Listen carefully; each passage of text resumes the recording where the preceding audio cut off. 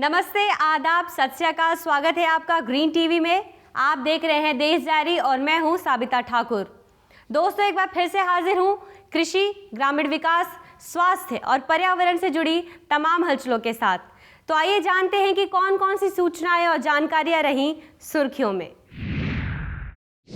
आज हम बात करेंगे कि क्यों हल्दी के दाम बढ़ रहे हैं, जानेंगे बाल विकास मंत्रालय की नई पहल के बारे में, बताएंगे बांग्लादेश से जारी हुए 50,000 टन गेहूं के टेंडर के बारे में, समझेंगे वॉरंटियर.com से मिलने वाले फायदे को।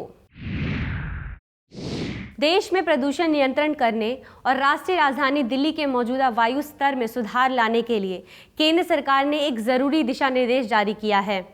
ये दिशा निर्देश दिल्ली एनसीआर के साथ ही राजस्थान, हरियाणा और उत्तर प्रदेश के राज्यों में भी लागू होगा। केंद्र सरकार ने वायु प्रदूषण को नियंत्रित करने और राष्ट्रीय राजधानी दिल्ली के साथ साथ एनसीआर के पर्यावरण में सुधार लाने के लिए वायु अधिनियम 1981 की धारा 18 के तहत दिल्ली क्षेत्र के अंतर्गत आने वाली सभी एजेंसियों के लिए दिशा निर्देश जारी किए हैं। ये दिशा निर्देश दिल्ली, राजस्थान, हरियाणा और उत्तर प्रदेश की राज्य सरकारों के लिए जारी किए गए हैं। इसके तहत प्रदूषण फैलाने वाले वाहनों को नियंत्रित करने के साथ ही बैटरी से चलने वाले वाहनों को बढ़ावा देने पर विचार किया जाएगा। साथ ही पर्यावरण मंत्री प्रकाश जावड़ेकर ने कहा है कि वायु प्रदूषण फैला रहे गैर रूप से चल रहे ईंट भट्टों के खिलाफ भी कड़ी कार्रवाई की जाएगी। हल्दी के दामों में अभी से महंगाई की मार दिख रही है। वहीं आने वाले दिनों में मराठवाड़ा और तेलंगाना राज्यों में हल्दी का उत्पादन भी घटने का अनुमान है, जिसका सबसे बड़ा कारण पानी की कमी को माना जा रहा है। खराब मॉनसून और पानी की कमी के कारण मराठवाड़ा और तेलंगाना में हल्दी का उत्पादन प्रभावित हो सकता है। इससे हल्दी के भावों में तेजी के आसार आगे भी बने रह सकते हैं। हालांकि बीच में बाजार में उठाव कमजोर होने से हल्दी के दामों में कुछ नरमी भी आती रहेगी।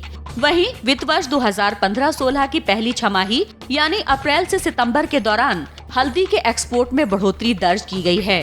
स्पाइस बोर्ड के आंकड़ों के मुताबिक इस साल हल्दी का एक्सपोर्ट 5% बढ़ा है। इस साल अप्रैल से सितंबर के दौरान देश से 46,500 टन हल्दी का एक्सपोर्ट हुआ है, जबकि पिछले साल इस दौरान 44,400 टन हल्दी एक्सपोर्ट हुई थी। पूरे वित्त वर्ष के लिए स्पाइस बोर्ड ने 80,000 टन हल्दी एक्सपोर्ट का लक्ष्य तय किया हुआ है, जबकि पिछले साल पूरे वित्त वर्ष में 86,000 टन हल्दी का एक्सपोर्ट हुआ था। प्रधानमंत्री नरेंद्र मोदी के देश को डिजिटलीकरण बनाने के पहल को महिला विकास मंत्रालय ने एक नया मोड़ दिया है।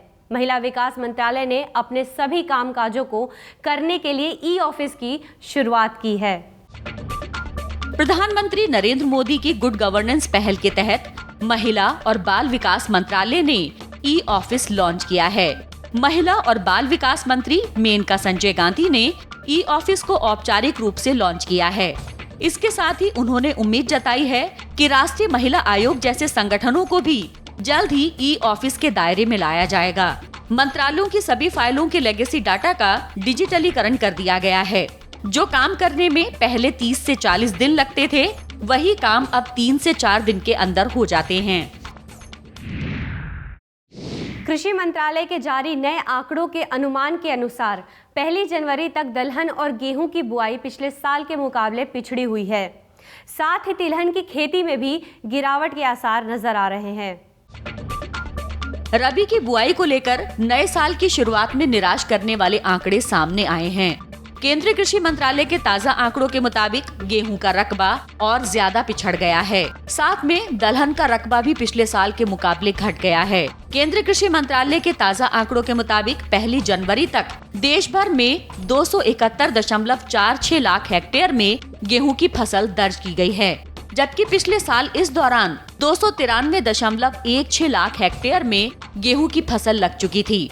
यानी पिछले साल के मुकाबले गेहूं का रकबा करीब 22 लाख हेक्टेयर पिछड़ा हुआ है।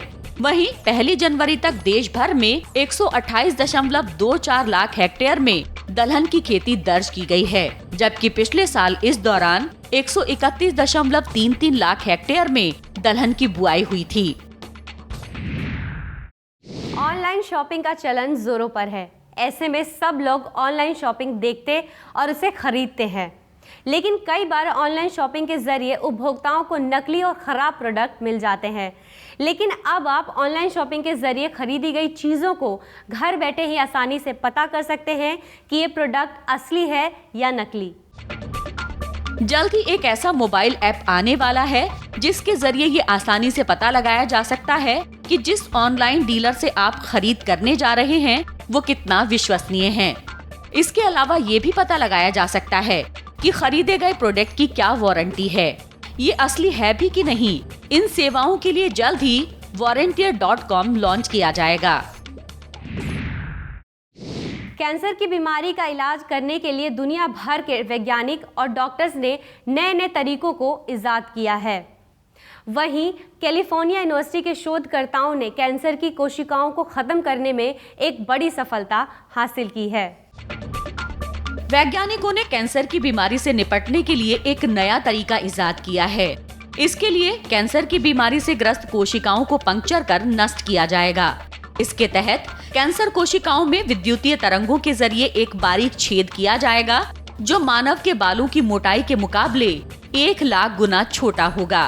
कैलिफोर्निया यूनिवर्सिटी के शोधकर्ताओं का कहना है कि ये छेद कैंसर कोशिकाओं को पलक झपकते ही खत्म कर देगा, जबकि इससे बीमारीग्रस्त कोशिकाओं के इर्द गिर्द मौजूद किसी भी स्वस्थ कोशिका को कोई नुकसान भी नहीं होगा।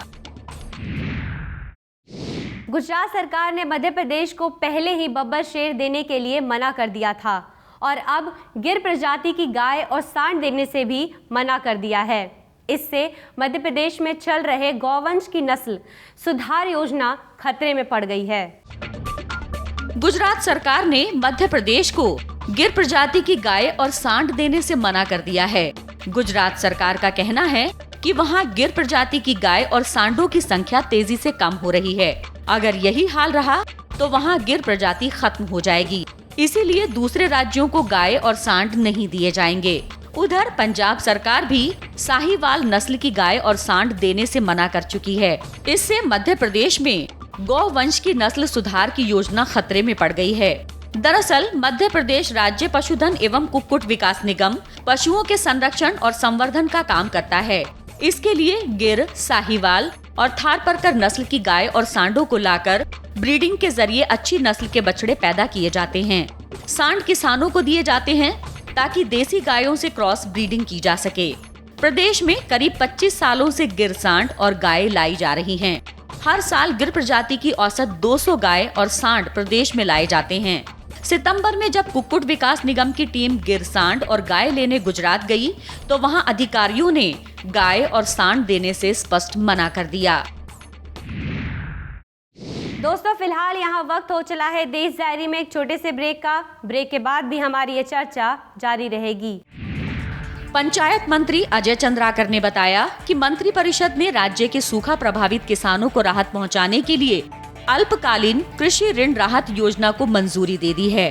विधानसभा में मुख्यमंत्री रमन सिंह द्वारा सूखा प्रभावित किसानों के लिए अल्पकालीन कृषि ऋण में राहत दिए जाने की घोषणा की गई थी। ब्रेक के बाद एक बार फिर से आप सभी का स्वागत है देश डायरी में। भारतीय गेहूं एक्सपोर्ट कारोबारियों के लिए एक अच्छी खबर है। भारतीय गेहूं के सबसे बड़े खरीदार बांग्लादेश ने 50,000 टन गेहूं खरीद का टेंडर जारी किया है। अगर ये टेंडर भारतीय कारोबारियों को मिलता है तो ये देश के गेहूं एक्सपोर्ट में भारी इजाफा ला सकता है। भारतीय गेहूं के सबसे बड़े खरीदार बांग्लादेश ने 50,000 टन गेहूं की खरीद के लिए अंतर्राष्ट्रीय टेंडर निकाला है और इसके लिए आवेदन 10 जनवरी तक किया जा सकता है। टेंडर जीतने वाली पार्टी की घोषणा 10 जनवरी को ही कर दी जाएगी। बांग्लादेश के डायरेक्टर जनरल ऑफ फूड के मुताबिक इंपोर्ट होने वाले गेहूं में से 60% यानी 30,000 टन गेहूं की डिलीवरी चिटगांव पोर्ट पर होनी है, जबकि बाकी 40% यानी 20,000 टन की डिलीवरी मोंगला पोर्ट पर की जानी है। टेंडर के सभी नियम और शर्तें बांग्लादेश के डायरेक्टर जनरल ऑफ फूड की वेबसाइट पर दिए हुए हैं। बांग्लादेश भारतीय गेहूं का सबसे बड़ा खरीदार है, लेकिन साल 2015 के दौरान बांग्लादेश ने भारत से गेहूं इंपोर्ट में भारी कटौती की है। कपास कारोबारियों को एक और झटका लगने वाला है। कॉटन एसोसिएशन ऑफ इंडिया ने कपास के उत्पादन में भारी कटौती का अनुमान जारी किया है। इसके जारी नए रिपोर्ट में लगभग 8.5 लाख गांठ की कटौती का अनुमान लगाया जा रहा है।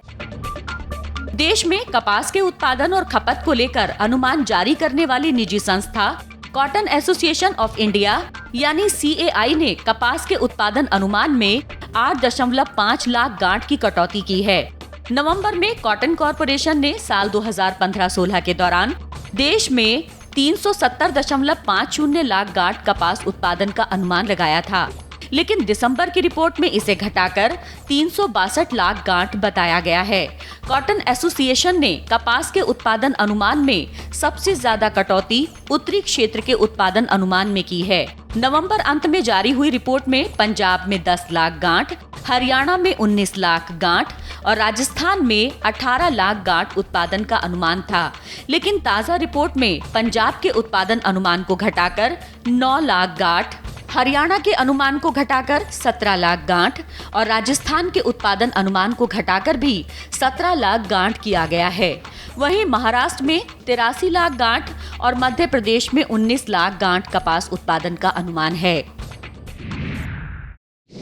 बरसात की कमी की वजह से रबी फसल पर खराब असर पड़ने की आशंका जताई जा रही है। जमीन में नमी की कमी की वजह से रबी सीजन की अहम फसलों को यानी दलहन, सरसों और गेहूं की बुआई पहले ही पिछड़ी हुई है और बरसात कम होने की वजह से जितनी भी बुआई हो पाई उस पर भी बुरा असर पड़ सकता है। इन दिनों देश भर में बरसात की भारी कमी दर्ज की गई है। मौसम विभाग के मुताबिक 24 दिसंबर से लेकर 30 दिसंबर के दौरान देश भर में औसतन सिर्फ 0.6 मिलीमीटर बरसात हुई है, जो कि सामान्य के मुकाबले करीब 86% कम है। सामान्य तौर पर इस दौरान देश भर में औसतन 4.5 मिलीमीटर बरसात हो जाती है। मौसम विभाग के मुताबिक 1 अक्टूबर से लेकर 30 दिसंबर तक देश भर में सामान्य के मुकाबले 23% कम बरसात हुई है। इस दौरान देश भर में औसतन 98 मिलीमीटर बरसात हुई है, जबकि सामान्य तौर पर 126.8 मिलीमीटर बारिश होती है। बरसात की कमी आगे भी पूरा होने के कम ही आसार नजर आ रहे हैं। अब कोई भी ई-फार्मेसी कंपनी ऑनलाइन दवाओं की बिक्री नहीं कर सकती है। अगर ऐसा करते हैं तो उन पर कार्रवाई की जा सकती है। Drugs control journal of India ने सभी राज्यों के ड्रग्स कंट्रोल को एडवाइजरी जारी किया है। Drugs controller journal of India यानी DCGI ने सभी राज्यों के ड्रग्स कंट्रोलर को एडवाइजरी जारी कर दी है।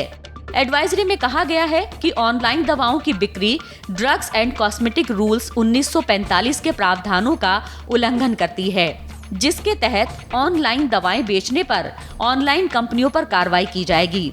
All India Organisation of Chemist and Druggist यानी AIOCD ने जनहित में ऑनलाइन दवाओं की बिक्री पर रोक लगाने की मांग की थी।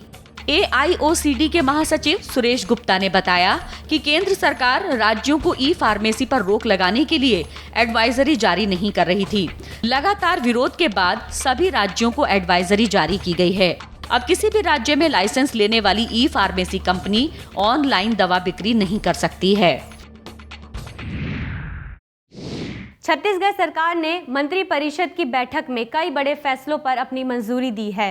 राज्य सरकार सूखे से परेशान किसानों को राहत देने वाली है, जिसके तहत किसानों का लगान और सिंचाई टैक्स माफ कर दिया जाएगा। पंचायत मंत्री अजय चंद्राकर ने बताया कि मंत्रिपरिषद ने राज्य के सूखा प्रभावित किसानों को राहत पहुंचाने के लिए अल्पकालीन कृषि ऋण राहत योजना को मंजूरी दे दी है। विधानसभा में मुख्यमंत्री रमन सिंह द्वारा सूखा प्रभावित किसानों के लिए अल्पकालीन कृषि ऋण में राहत दिए जाने की घोषणा की गई थी, जिसके अंतर्गत राज्य के सभी सूखा प्रभावित किसानों को खरीफ 2015 के अल्पकालीन कृषि ऋण को ब्याज रहित मध्यकालीन ऋण में माफी के विकल्प दिए जाएंगे। इसके साथ ही मंत्रिपरिषद ने राज्य की नवाचार एवं उद्यमिता विकास नीति को भी मंजूरी दे दी है। राज्य की ये नीति प्रधानमंत्री नरेंद्र मोदी के startup India, stand up India के विजन की तर्ज पर होगी। इससे मेक इन छत्तीसगढ़ और स्टार्टअप छत्तीसगढ़ को प्रोत्साहन मिलेगा। इससे स्थानीय युवाओं को IT आधारित उद्योगों में रोजगार के नए अवसर मिल सकेंगे। दिल्ली में कृषि एवं किसान कल्याण मंत्रालय ने कृषि को लेकर भविष्य की संभावनाओं और कार्यक्रमों को लेकर प्रेस कॉन्फ्रेंस का आयोजन किया, जिसमें कृषि एवं किसान कल्याण मंत्री राधा मोहन सिंह और सचिव सिराज हुसैन समेत मंत्रालय के आला अधिकारी भी शामिल हुए। साल 2016 के पहले दिन आयोजित प्रेस कॉन्फ्रेंस में कृषि एवं किसान कल्याण मंत्री राधा मोहन सिंह ने साल 2014-15 के बीते कार्यकाल का लेखा जोखा पेश किया, जिसमें मंत्रालय द्वारा चलाई जा रही परंपरागत कृषि विकास योजना, प्रधानमंत्री कृषि सिंचाई योजना, सॉइल हेल्थ कार्ड, राष्ट्रीय खाद्य मिशन, मधुमक्खी विकास समेत कृषि अनुसंधान एवं शिक्षा के विकास और योजनाओं की सफलता का उल्लेख किया और कहा कि नए साल यानी 2016 में कृषि की विभिन्न योजनाओं में से सॉइल हेल्थ कार्ड, जैविक खेती, गोकुल मिशन आदि पर मंत्रालय विशेष जोर देगा। उत्तर प्रदेश वासियों के लिए एक जरूरी सूचना है। जल्द ही आपकी गाड़ी पार्किंग आपकी जेब को ढीली करने वाली है। प्रदेश सरकार ने नगर विकास विभाग ने पार्किंग से जुड़े नियमों को तैयार कर लिया है। उत्तर प्रदेश में आवासीय या व्यावसायिक भवनों के सामने और सार्वजनिक मार्गों, खाली स्थानों पर रात में लोगों को अपनी गाड़ी पार्क करने के लिए जल्द ही यूजर चार्ज देना होगा। वहीं पार्किंग नियमों की अनदेखी या मनमानी करने पर लोगों को 5,000 रुपए तक का जुर्माना भी भरना पड़ सकता है। उत्तर प्रदेश नगर पालिका परिषद के नगर विकास विभाग ने पार्किंग स्थलों का निर्माण और संचालन के लिए नियम तैयार कर लिए हैं। इसके तहत पीक आवर्स में भी लोगों को अधिक शुल्क लिया जाएगा। इसके साथ साथ सड़क, फुटपाथ और सार्वजनिक स्थानों पर भी गाड़ियां पार्क नहीं होंगी। क्या है हरियाणा वासियों के लिए नए साल का तोहफा, बताएंगे लेकिन एक छोटे से ब्रेक के बाद। यमुना नदी को बचाने के लिए एक और नई कोशिश शुरू होने वाली है, जिसमें भारत सरकार चीन की मदद लेने वाली है। इसके लिए दिल्ली के सांसद मनोज तिवारी की अध्यक्षता में एक बैठक भी की गई थी। ब्रेक के बाद एक बार फिर से आप सभी का स्वागत है देश डायरी में। नए साल की शुरुआत हो गई है। ऐसे में सभी प्रदेश सरकार अपने अपने प्रदेश वासियों के लिए कुछ नया करने की होड़ में लगी है। इसी कड़ी में हरियाणा सरकार ने प्रदेश वासियों के लिए योगा केंद्र का नायाब तोहफा दिया है। जल्द ही हरियाणा के फरीदाबाद जिले के 15 गाँव में 50 योगा केंद्र बनाए जाएंगे, जहां ग्रामीण लोग योग करके तनाव और बीमारी से राहत पा सकते हैं। राज्य सरकार ने 3 चरणों में प्रदेश भर के 6500 गाँवों में योग केंद्र खोलने का निर्णय लिया है। इस योजना के तहत पहले चरण में प्रदेश के करीब 6500 गाँव और शहरों को चुना गया है। इसके तहत औद्योगिक नगरी फरीदाबाद के 15 गाँव में योगा केंद्र खोले जाएंगे। पंचायत विभाग के सहयोग से इन केंद्रों को तैयार किया जाएगा। ये केंद्र स्कूल और पंचायत की जमीन पर बनाए जा सकते हैं। इसमें नियुक्त किए जाने वाले कोच और वॉलेंटियर्स का भुगतान खेल विभाग के स्पोर्ट काउंसिल के फंड से दिया जाएगा। इनकी नियुक्ति भी यही करेंगे। इसे मार्च के बाद शुरू कर दिया जाएगा।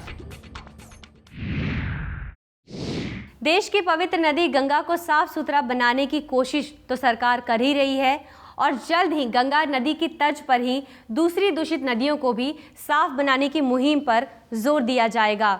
इसी तर्ज में अब यमुना नदी को भी साफ करने के लिए चीन अपनी मदद देने वाला है। यमुना नदी को बचाने के लिए एक और नई कोशिश शुरू होने वाली है, जिसमें भारत सरकार चीन की मदद लेने वाली है। इसके लिए दिल्ली के सांसद मनोज तिवारी की अध्यक्षता में एक बैठक भी की गई थी। दिल्ली के वजीराबाद पर जो नाला गिर रहा है, उस पर एक संयंत्र लगाया जाएगा, जिसके जरिए नदी में गिरने वाले गंदे पानी को नदी में जाने से रोका जाएगा। छत्तीसगढ़ वासियों के लिए एक अच्छी खबर है। राज्य सरकार सरकारी नौकरियों में स्थानीय लोगों को आयु सीमा में 5 साल तक का छूट देने वाली है, जिसके तहत अब स्थानीय लोगों के लिए भी अधिकतम आयु सीमा 30 वर्ष से 35 वर्ष कर दी जाएगी। छत्तीसगढ़ में राज्य सरकार की नौकरियों में स्थानीय निवासियों को अब आयु सीमा में 5 वर्ष की छूट दी जाएगी।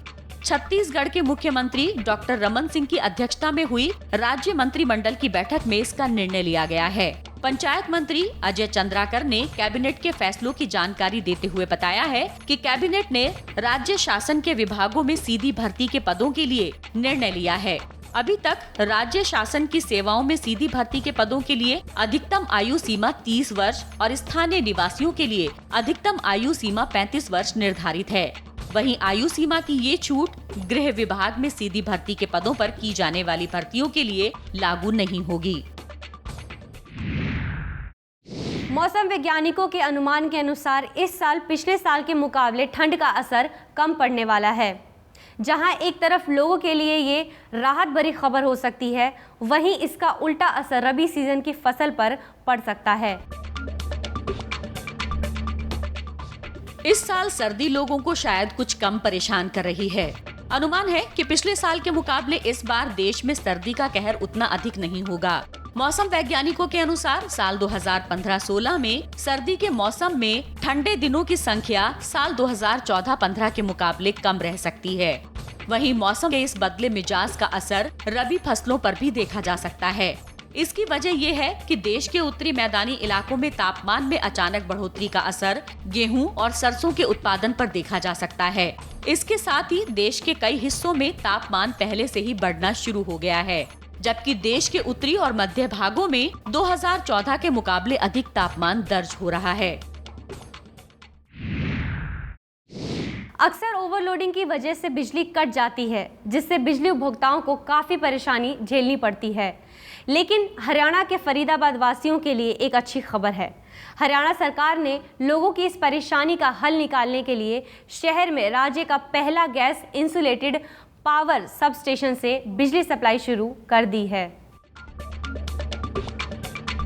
लंबे इंतजार के बाद हरियाणा के पहले gas insulated power sub station से बिजली सप्लाई शुरू हो गई है। इस सब स्टेशन के शुरू होने से हरियाणा के फरीदाबाद शहर को ओवरलोडिंग की वजह से बिजली कटने की समस्या से राहत मिलने की उम्मीद है। इससे फरीदाबाद के 3.5 लाख बिजली उपभोक्ताओं को लाभ मिलने वाला है। बिजली सप्लाई को बेहतर बनाने के लिए हरियाणा विद्युत प्रसारण निगम की ओर से फरीदाबाद सेक्टर 18 में हरियाणा का पहला गैस इंसुलेटेड सब स्टेशन बनाया गया है। इस पूरे प्रोजेक्ट पर राज्य सरकार ने 32 करोड़ रुपए की लागत लगाई है। जल्द ही लोग अपने घर की छतों पर बिजली का उत्पादन कर सकते हैं। इससे वे न केवल अपने घर के लिए बल्कि केंद्र सरकार के लिए भी बिजली का उत्पादन कर सकेंगे। इसके लिए केंद्र सरकार के राष्ट्रीय सौर ऊर्जा मिशन नाम की योजना भी शुरू की गई है, जिस पर सरकार की तरफ से 5,000 करोड़ रुपए भी खर्च किए जाएंगे। केंद्र सरकार छतों पर सौर पैनल लगाने के अभियान को बढ़ावा देने वाली है। इसके तहत सोलर पैनल को ग्रिड कनेक्शन से जोड़ने की योजना चल रही है, जिसके कार्य पर 5,000 करोड़ रुपए को मंजूरी दी गई है। प्रधानमंत्री नरेंद्र मोदी की अध्यक्षता में आर्थिक मामलों की मंत्रिमंडल समिति की बैठक में राष्ट्रीय सौर ऊर्जा मिशन के तहत इस योजना की राशि को 600 करोड़ रुपए से बढ़ाकर 5,000 करोड़ रुपए करने का फैसला लिया गया है। इस राशि के इस्तेमाल से अगले 5 सालों में छतों पर सौर ऊर्जा पैनलों को ग्रिड सिस्टम से जोड़ा जाएगा। केंद्र सरकार की इस योजना से 2019-20 तक देश में छतों पर लगे पैनल के जरिए 42,000 मेगावाट बिजली का उत्पादन किया जाएगा। इस योजना के तहत निजी भवनों, सरकारी भवनों और औद्योगिक भवनों की छतों पर सोलर पैनल लगाया जाएगा। उत्तर प्रदेश सरकार की महत्वाकांक्षी समाजवादी आवास योजना के तहत अब निम्न मध्य वर्ग के लोग भी अपना फ्लैट खरीद सकेंगे, और वो भी बेहद कम कीमतों में। इस सपने को सच करने के लिए जल्द ही प्रदेश सरकार अफोर्डेबल हाउसिंग नीति बनाकर उसे लॉन्च करने वाली है। उत्तर प्रदेश सरकार की महत्वाकांक्षी समाजवादी आवास योजना में पहले साल करीब 3 लाख फ्लैट बनाने का लक्ष्य रखा गया है। उत्तर प्रदेश के मुख्यमंत्री अखिलेश यादव अपने सरकारी आवास पर इस संबंध में विकास प्राधिकरण के उपाध्यक्षों के साथ बैठक करने वाले हैं। आवास विभाग ने अफोर्डेबल हाउसिंग नीति बनाते हुए इसे लॉन्च करने की तैयारी भी कर रखी है। इससे निम्न मध्यम वर्ग के लोगों को 750 वर्ग फीट क्षेत्रफल का फ्लैट 15 से 30 लाख रुपए तक में उपलब्ध कराने की योजना है। प्रदेश में निम्न मध्यम आय के लिए अभी तक कोई योजना नहीं थी। तो दोस्तों, आज की देश डायरी में बस इतना ही। हम फिर मिलेंगे कुछ नई जानकारियों और सूचनाओं के साथ। तब तक के लिए मुझे दीजिए इजाजत। खुश रहिए, मुस्कुराते रहिए और देखते रहिए ग्रीन टीवी। नमस्ते। अगर आपके गांव की कोई समस्या हो, कोई जानकारी हो जो आप हमारे साथ साझा करना चाहते हैं, तो आपका स्वागत है। हमारा पता है green TV B131 sector 63 Noida Uttar Pradesh, pin 201301। हमारा ईमेल आईडी है info@greentvindia.com। आप हमें फोन भी कर सकते हैं। हमारा नंबर है 0120 498 0000, साथ ही 0011।